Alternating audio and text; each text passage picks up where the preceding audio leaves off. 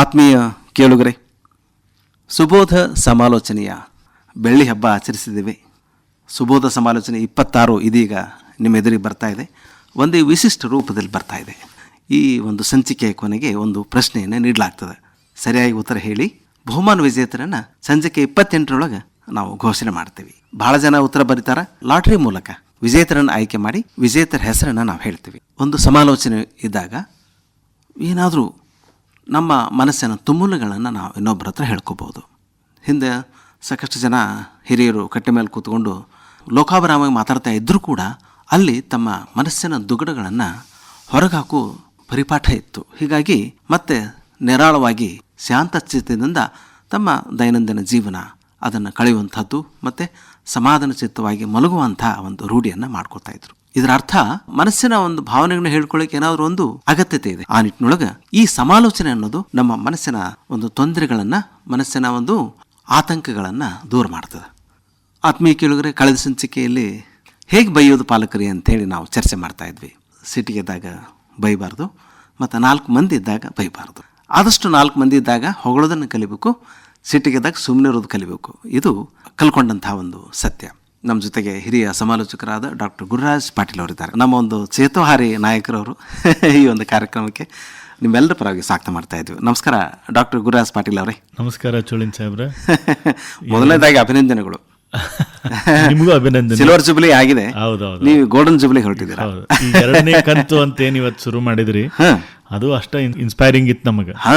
ಮುಖ್ಯವಾಗಿ ಕೊಡ್ತು ಪಾಲಕರಿಗೆ ಮತ್ತು ಶಿಕ್ಷಕರಿಗೆ ಅಥವಾ ಮಕ್ಕಳಿಗೂ ಕೂಡ ಇನ್ನೂ ಆಸಕ್ತಿದಾಯಕ. ಯಾಕಂದ್ರೆ ಅವ್ರಿಗೆ ಒಂದು ಪ್ರಶ್ನೆ ಕೊಡ್ತಾ ಇದ್ದೀವಿ. ಪ್ರಶ್ನೆ ಕೇಳಿ ಅದಕ್ಕೊಂದು ಸೂಕ್ತವಾದ ಉತ್ತರ ಕೊಟ್ಟವರಿಗೆ ಬಹುಮಾನ ಬೇರೆ ಕೊಡ್ಬೇಕಂತ ಅನ್ಕೊಳ್ಲಿಕತ್ತೀರಿ. ನಾವು ಕೇಳೋ ಪ್ರಶ್ನೆಗೆ ನಮ್ಮ ಮಕ್ಕಳಷ್ಟೇ ಅಲ್ರಿ, ಪಾಲಕರು, ಹಿರಿಯ ಪಾಲಕರು ಎಲ್ಲರೂ ಉತ್ಸಾಹ ಮತ್ತು ಆಸಕ್ತಿಯಿಂದ ಏನ್ ಕೇಳಿ ನಮ್ಗೆ ಈಗೇನ್ ರಿಪ್ಲೈ ಮಾಡ್ತಾರ, ಅವರು ಸಹ ಉತ್ಸಾಹದಿಂದ ಪತ್ರ ಬರೀತಾರ. ಅವ್ರು ಬರೆದಿದ್ದನ್ನ ಅಥವಾ ನೋಡುವಂತ ನಮಗೂ ಭಾಗ್ಯ ಸಿಗ್ಬೋದು ಅಂತ ನಾವು ಅನ್ಕೋತೀವಿ. ಗುರುರಾಜ್ ಪಾಟೀಲ್ ಅವರೇ, ಬಯೋದು ಹೇಗೆ ಪಾಲಕರೇ? ಇವತ್ತು ಸೂಕ್ಷ್ಮವಾದ ದಿನಗಳು. ಇವತ್ತು ನಮ್ಮ ಮಕ್ಕಳು ಸಾಕಷ್ಟು ಆಮಿಷಗಳಿಗೆ ಬಲಿ ಆಗ್ತಾ ಇದ್ದಾರೆ.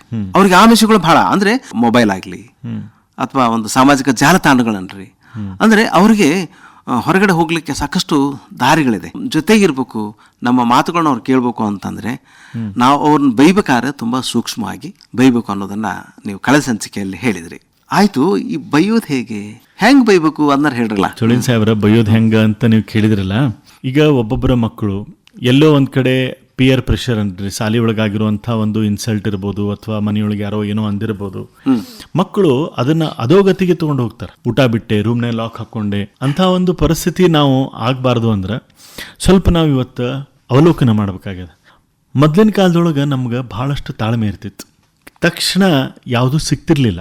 ಒಂದು ಹಾಲು ಬೇಕಂದ್ರೆ 24 ತಾಸು ಗಂಟೆ ಕಳೀತಿದ್ವಿ ನಾವು. ಹೌದು. ಒಂದು ಪೆಟ್ರೋಲ್ ಬಂಕಿಗೆ ಹೋಗ್ಬೇಕು, 12 ರೂಪಾಯಿ ಪೆಟ್ರೋಲ್ ಇತ್ತವಾಗ, ತಳ್ಕೊಂಡು ಹೋಗ್ತಿದ್ವಿ 1-1.5 ಕಿಲೋಮೀಟರ್. ಈಗ ಯಾರು ತಳ್ಕೊಂಡು ಹೋಗೋಣ ಅಂತ ಪರಿಸ್ಥಿತಿ ಇಲ್ಲ. ಬಾಟಲ್ ತಗೊಂಡೋಗಿ ತುಂಬ್ಕೊಂಬಂದ್ ಆಗ್ಬಿಡುತ್ತೆ. ಒಂದು ಯೂನಿಫಾರ್ಮ್, ಒಂದು ಪುಸ್ತಕ, ಒಂದು ಕಂಪಾಸು, ಒಂದು ಡ್ರೆಸ್ ಸಿಗಬೇಕಂದ್ರೆ 1 ವರ್ಷ ತಡಿತಿದ್ವಿ ನಾವು. ಏನಾರ ಒಂದು ಬೇಕಾಗಿದ್ರೆ ನಾವು ತಡ್ಕೊಳ್ಳುವಂತ ಪರಿಸ್ಥಿತಿ ಇತ್ತು. ಅದಕ್ಕೆ ಚೋಳಿನ್ ಸಾಹೇಬ್ರ ಡಿಲೇಡ್ ಗ್ರಾಟಿಫಿಕೇಶನ್ ಅಂತ ಕರೀತಾರೆ. ಈಗ ಸದ್ಯ ಪರಿಸ್ಥಿತಿ ಏನಾಗ್ಬಿಟ್ಟದಂದ್ರೆ ಎಲ್ಲ ಇನ್ಸ್ಟಂಟ್ ರೀ, ಕೂತಲ್ಲೇ ಎಲ್ಲಾನು ನಮ್ ಕೈಗೆ ಸಿಕ್ಬಿಡ್ತಾವ. ಈ ಪರಿಸ್ಥಿತಿ ಒಳಗೆ ಏನಾಗ್ಬಿಟ್ಟದ, ಯಾವ್ದರ ಪರಿಸ್ಥಿತಿಗೆ ನಮಗೆ ಇಲ್ಲ ಅಂತ ಕೇಳುವಂತಹದ್ದಿಲ್ಲ. ಇವತ್ತು ಮಕ್ಕಳಿಗೆ ನೀವು ಇಲ್ಲ ಅಂದ್ರೆ ಮುಗಿದೋತು, ಅಪ್ಸೆಟ್ ಆಗಿಬಿಡ್ತಾರೆ. ಸೊ ಅಂತ ಪರಿಸ್ಥಿತಿಯೊಳಗೆ ನಾವೇನಾಗ್ತೀವಿ ಅಂದ್ರೆ ನಾವು ಅಪ್ಸೆಟ್ ಆಗಿ ಅವ್ರ ಮೇಲೆ ಬೈಲಿಕ್ಕೆ ಶುರು ಮಾಡ್ತೀವಿ. ಹೌದಾ? ನಾವೇನ್ ಕಲಿಸ್ಬೇಕು ಪ್ರಾರಂಭ ಹಂತದಿಂದ ಅಂದ್ರೆ ಯಾಕೆ ನಾವು ಬೈಯುವಂತ ಪರಿಸ್ಥಿತಿ ಬರ್ತದೆ ಅನ್ನೋದನ್ನ ತಿಳ್ಕೋಬೇಕು. ಮಕ್ಕಳಿಗೆ ನಾವು ಏನೇ ಕೇಳಿದ ತಕ್ಷಣ ನಾವು ಕೈ ಹಿಡಿತೀವಲ್ಲ, ಒಂದೇ ಮಗು, ನಾವು ತಿನ್ಲಾರ್ದ ಬೆಳೆದೀವಿ, ನಮ್ಮ ಮಕ್ಕಳು ತಿನ್ಲಿ, ನಾವು ಏನು ಸುಖ ಪಟ್ಟಿಲ್ಲ, ನಮ್ಮ ಮಕ್ಕಳು ಸುಖ ಪಡ್ಲಿ ಅನ್ನುವಂತ ಸ್ವಭಾವದಲ್ಲ. ಆ ಸ್ವಭಾವದಿಂದ ಪಾಲಕರು ನಾವು ಒಂದ್ ಸ್ವಲ್ಪ ಹೊರಗೆ ಬರಬೇಕು. ಮಕ್ಕಳಿಗೆ ಯಾವುದೇ ಒಂದು ವಸ್ತು ಸಿಗಬೇಕಾದ್ರೆ ಅದರ ಮೌಲ್ಯ ತಿಳ್ಕೊಂಡಾಗ ಅದಕ್ಕೊಂದು ವ್ಯಾಲ್ಯೂಸ್ ಇರ್ತಾವ. ಕೇಳೋಕೆ ಮೊದ್ಲೇಕೆ ನಾವು ಇವತ್ತು ಕೊಡಿಸುವಂತ ಪರಿಸ್ಥಿತಿ ಬಂದೈತಲ್ರಿ. ಮಕ್ಕಳಿಗೆ ನಾವು ಕಲಿಸ್ಬೇಕಾಗಿದ್ದೇನಂದ್ರ ತೆಂಗಿನ ಮರ ನೆಟ್ರ 8 ವರ್ಷ ತಡಿಬೇಕು ಮಗನ, ಆಮೇಲೆ ನಮಗ ಅದರದ ಫಲ ಸಿಗ್ತೈತಿ ಅನ್ನೋದನ್ನ ಹೇಳ್ಕೊಡ್ಬೇಕು. ಹೌದಿಲ್ಲ ಗುರುರಾಜ್ ಪಾಟೀಲ್ ಅವ್ರೆ, ತಾವ್ ಹೇಳೋದು ತುಂಬಾ ಅರ್ಥಗರ್ಭಿತವಾಗಿದೆ. ಡಿಲೇಡ್ ಗ್ರಾಟಿಫಿಕೇಶನ್ ಅಂತ ಹೇಳಿದ್ರಲ್ಲ, ಅದರಲ್ಲಿರೋ ಆನಂದನ ಬೇರೆ ಬೇರೆ ಅಲ್ಲ. ನಾವು ತುಂಬಾ ಹೊತ್ತು ಕಾಯ್ದ ನಂತರ ಒಂದು ನಮ್ಮ ಫಲಿತಾಂಶ ಸಿಕ್ಕಾಗ ಅದನ್ನು ಖುಷಿ ಪಡ್ಲಿಕ್ಕೆ. ಈಗ ನಮ್ಮ ಹಿರಿಯರು ಇದ್ದಾರೆ, ಎಷ್ಟೋ ರೇಡಿಯೋ ಕೇಳೋಗರೀಗ ಅವ್ರಿಗೆ ಕೇಳ್ರಿ ಮಸಾಲೆ ದೋಸೆ ಸಣ್ಣವ್ರಿದ್ದ ಹೆಂಗ್ ಸಿಕ್ಕಿತ್ತಂದ್ರ 6 ತಿಂಗಳು ರೀ ಒಂದ್ ಮಸಾಲೆ ದೋಸೆ ಅವ್ರ ಹೋಟೆಲ್ನಾಗ ಹೋಗಿ ತಿಂದ್ ಬಂದಿದ್ದು. ಅದ್ರ ಮಹತ್ವ ಅವ್ರಿಗೆ ಗೊತ್ತು. ನಮ್ಮ ಸ್ಕೂಲ್ ಒಳಗ್ರಿ ವರ್ಷಕ್ಕೊಂದ್ಸರಿ ಪಿಷ್ಟ ಅಂತ ಮಾಡ್ತಿದ್ರು, ಅದಕ್ಕೆ ನಾವು 2-3 ತಿಂಗಳಿಂದ ಕಾಯ್ತಿದ್ವಿ ರೀ. ಹೌದೌದು, ಯಾವಾಗ ಬರ್ತೈತೆ ಆ ದಿವಸ ಅಂತ. ನೆನಪೈತೇನು? ಪ್ರತಿ ಸಾಲಿ ಒಳಗ ಸರಸ್ವತಿ ಪೂಜಾ ದಿವಸ ಕೊಡೋ ಪ್ರಸಾದ ಚುರುಮುರಿ ಖಾರ ಪ್ರಸಾದ ಮತ್ತೊಂದ್ ವರ್ಷ ಹಾದಿ ಕಾಯ್ಬೇಕ ಅದಕ್ಕೆ.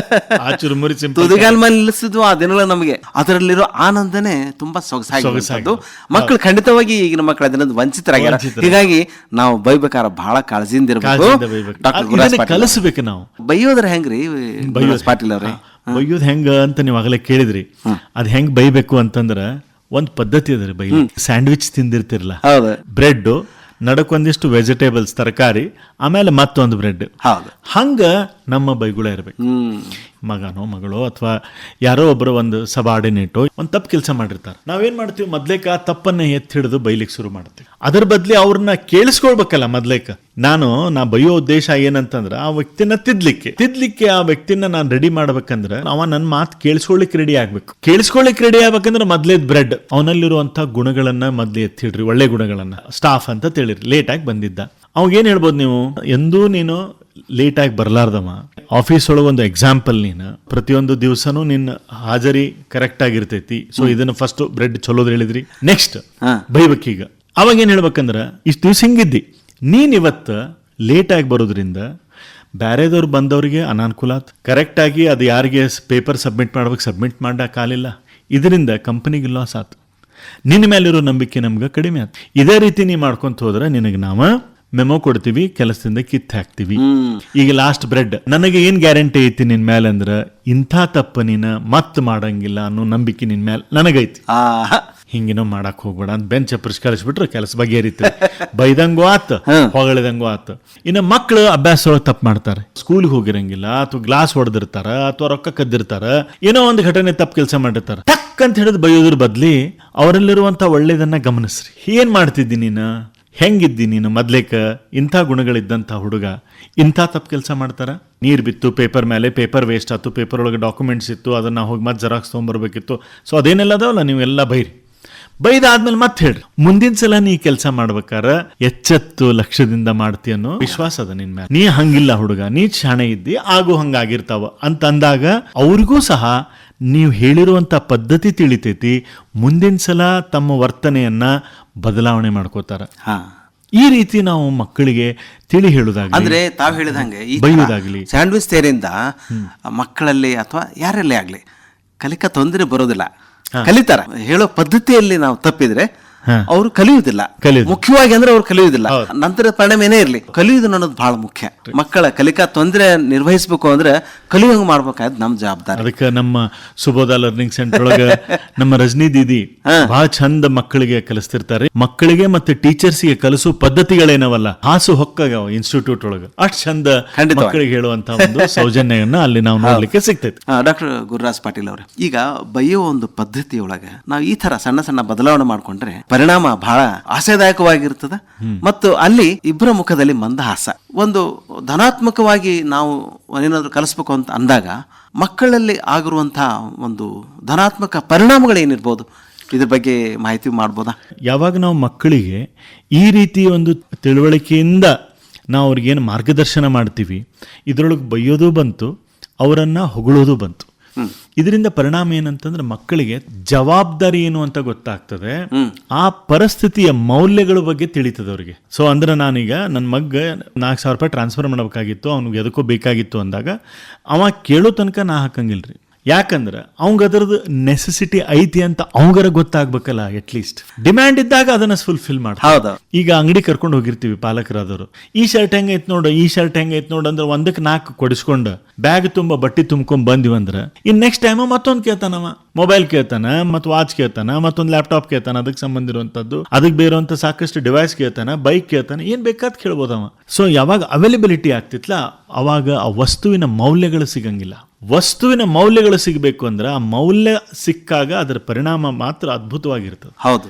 ಈ ರೀತಿ ನಾವು ಅವರಿಗೆ ತಿಳುವಳಿಕೆ ಕೊಡೋದ್ರಿಂದ ಭವಿಷ್ಯದೊಳಗ ಅವರ ತಮ್ಮ ಜವಾಬ್ದಾರಿಗಳನ್ನ ನಿರ್ವಹಣೆ ಮಾಡುವಂತ ಸಿಟಿಸನ್ಸ್ ಆಗ್ತಾರ ಅಥವಾ ನಾಗರಿಕರಾಗ್ತಾರ ಅನ್ನೋದು ಇದು ಅದರ ಪರಿಣಾಮ. ಮಹಾತ್ಮ ಗಾಂಧೀಜಿ ಅವ್ರು ನೋಡ್ರಿ, simple living and high thinking ಅಂದ್ರೆ ತುಂಬಾ ಸರಳ ಜೀವನ.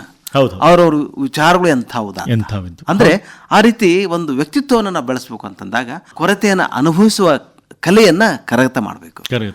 ಅವಾಗ ಬಂದಿರುವಂತಹ ಒಂದು ಯಾವುದೇ ವಸ್ತು ಆಗ್ಲಿ, ಯಾವುದೇ ಒಂದು ಶಕ್ತಿ ಆಗ್ಲಿ, ಅದನ್ನ ಆನಂದಿಸಲಿಕ್ಕೆ ಅವ್ರಿಗೆ ಹೆಚ್ಚು ಉತ್ಸಾಹ ಸಿಗ್ತದೆ. ಗುರುರಾಜ್ ಪಾಟೀಲ್ ಅವರು ಈಗ ಮಕ್ಕಳನ್ನ ಬೈಯೋದನ್ನು ಖರೆ, ಅವರಿಗೆ ಇಷ್ಟ ಆಗೋ ಥರ ಬೇರಿ, ಅವರಿಗೆ ಕಷ್ಟ ಆಗೋ ಥರ ಬೇರಿ. ಆದ್ರೆ ಇಸ್ ದೇರ್ ಎನಿ ಬೌಂಡ್ರಿ? ಸೀಮಿತ ಇಲ್ಲೇನು ಇದಕ್ಕೆ? ಅಪ್ಪ ಅವ್ವಗೂ ಮತ್ತು ಮಕ್ಕಳಿಗೂ ಈ ಮ್ಯಾಚುರಿಟಿ ಅನ್ನೋದು ಪ್ರಪೋರ್ಷನಲ್ ಆಗಿರ್ಬೇಕ್ರಿ. ಹೆಂಗ್ ಮಗು ತನ್ನ ವಯೋ ಮಿತಿ ತಕ್ಕಂತೆ ತನ್ನಲ್ಲಿರುವಂಥ ಜಾಣ್ಮೆಯನ್ನ ಹೆಂಗೆ ವೃದ್ಧಿ ಮಾಡ್ಕೋತ ಹೋಗ್ತಾನೋ ಅದೇ ರೀತಿ ಪಾಲಕರು ಸಹ ತಮ್ಮ ಜಾಣ್ಮೆಯನ್ನು ವೃದ್ಧಿ ಮಾಡ್ಕೋತ ಹೋಗ್ಬೇಕಂದ್ರೆ ಅವ್ರದ್ದು ಮ್ಯಾಚುರಿಟಿ ಆಗ್ಬೇಕು. ಬುದ್ಧಿಮಟ್ಟ ಹೆಚ್ಚಾದಂಗೆಲ್ಲ ಈ ಒಂದು ಸಮಾಧಾನ, ತಿಳುವಳಿಕೆ, ಮನೆಯೊಳಗ ಜಗಳ ಅಲ್ರಿ, ಚರ್ಚೆ ಆಗ್ಬೇಕು. ಸುಬೋಧ ಸಮಾಲೋಚನೆ ಅಂತ ಹೆಂಗದಲ್ಲ ಹಂಗ ಸಮಾಲೋಚನೆ ಆಗ್ಬೇಕು ಮನೆಯೊಳಗ. ಅವಾಗ ಇದಕ್ಕೊಂದು ಸೀಮಿತ ಬಂದಂಗ ಆಗ್ತೈತ್ರಿ. ಪ್ರೌಢಿಮೆ ಬಂದಾಗ ಮಾತುಗಳು ಕಡಿಮೆ ಅಲ್ಲ, ಅಂದ್ರೆ ಹಾವಭಾವಗಳಿಂದಲೇ ಮನಸ್ಸಿನ ಸ್ಥಿತಿಗಳನ್ನು ತಿಳ್ಕೊಳ್ಳುವಂತ ಸ್ಥಿತಿಗೆ ಮಕ್ಕಳು ಬರಬೇಕು. ಪಾಲಕರು ಕೂಡ ತಮ್ಮ ಹಾವಭಾವಗಳಿಂದಲೇ ಸಂದೇಶವನ್ನು ನೀಡುವಂತಿರ್ಬೇಕು. ಹೌದೌದು. ವಿಸ್ತೃತ ಚರ್ಚೆ ಮಾಡಿದ್ವಿ ಡಾಕ್ಟರ್ ಗುರುರಾಜ್ ಪಾಟೀಲ್ ಅವರೇ, ಬಹಳ ಸಂತೋಷ. ಇವತ್ತು ಬಹಳ ಆಸಕ್ತಿದಾಯಕವಾಗಿ ಹೇಳಬೇಕು ಅಂತಂದ್ರೆ, ನಮ್ಮ ಮುಂದಿನ ಸಂಚಿಕೆಯೊಳಗ 28ನೇ ಸಂಚಿಕೆಯೊಳಗೆ ಉತ್ತರ ಹೇಳೋರಿದ್ದೀರಿ. ಈಗ ನಮ್ಮ ಪ್ರಶ್ನೆಗಳಿಗೆ ಪಾಲಕರು, ಶಿಕ್ಷಕರು ಅಥವಾ ಮಕ್ಕಳು ಉತ್ತರ ಹೇಳಿ ಏನು ಪ್ರಶ್ನೆ ಕೊಡ್ತೀರಿ ಹೇಳ್ಬೋದಾ? ಹೌದಾ. ಈ ವಾರದ ಪ್ರಶ್ನೆ ಏನಂತಂದ್ರ, ಮಕ್ಕಳನ್ನ ಯಾವಾಗ ಬೈಬೇಕು ಮತ್ತು ಹೆಂಗ್ ಬೈಬೇಕು? ಮತ್ತೊಮ್ಮೆ, ಮಕ್ಕಳನ್ನ ಯಾವಾಗ ಬೈಬೇಕು ಮತ್ತು ಹೆಂಗ್ ಬೈಬೇಕು? ಕೇಳುಗ್ರೆ, ನಿಮ್ಮ ಉತ್ತರಗಳನ್ನ ಒಂದು ವಾರದೊಳಗೆ ಪೋಸ್ಟ್ ಕಾರ್ಡ್ನಲ್ಲಿ ಬರೆದು ಕಳಿಸಿ. ಈ ವಿಳಾಸಕ್ಕೆ ಕಳಿಸಿ: Subodha Kalika Kendra, shop number 1, Aditya residency, Ramalingeshwara Nagar cross, Gokula ರಸ್ತೆ, ಹುಬ್ಬಳ್ಳಿ. ಪಿನ್ ಕ್ರಮಾಂಕ 580030. ಮತ್ತೊಮ್ಮೆ, Subodha Kalika Kendra, shop number 1, Aditya residency, Ramalingeshwar Nagar cross, Gokul ರಸ್ತೆ, ಹುಬ್ಬಳ್ಳಿ. ಪಿನ್ ಕ್ರಮಾಂಕ 580030. ಗುರುರಾಜ್ ಪಾಟೀಲ್ ಅವರೇ, ಬಹಳ ವಿಸ್ತೃತ ನಾವು ಚರ್ಚೆ ಮಾಡಿದ್ವಿ. ಬೈಯೋದು ಹೇಗೆ ಪಾಲಕರೇ ಅನ್ನೋದು ಎಂದಿಗೂ ಮುಗಿಯೋಂಗಿಲ್ಲ, ಆದರೆ ನಾವು ಇಲ್ಲಿಗೆ ಮುಗಿಸ್ತಾ ಇದ್ದೀವಿ. ತುಂಬ ಅರ್ಥಗರ್ಭಿತವಾದ ಚರ್ಚೆ. ಅಂದರೆ ಒಂದು ವ್ಯಕ್ತಿತ್ವ ವಿಕಸನ ಆಗಬೇಕು ಅಂತಂದರೆ ಉಳಿ ಹ್ಯಾಂಗೆ ಕಟ್ಟಬೇಕು, ಅಂದರೆ ಶಿಲೆಯನ್ನು ಕಟ್ಟಿಯೋ ಒಂದು ಶಿಲ್ಪಿ ಆಗಬೇಕು ಅನ್ನೋದು ಬಹಳ ಮುಖ್ಯವಾಗಿ. ಅದನ್ನು ತುಂಬ ಅರ್ಥಗರ್ಭಿತವಾಗಿ ಹೇಗೆ ನಾವು ಆ ಒಂದು ಕ್ರಿಯೆಯನ್ನು ಮಾಡಬೇಕು ಅನ್ನೋದ್ರ ಬಗ್ಗೆ ವಿಸ್ತೃತವಾಗಿ ಚರ್ಚೆ ಮಾಡಿದ್ದೀರಿ.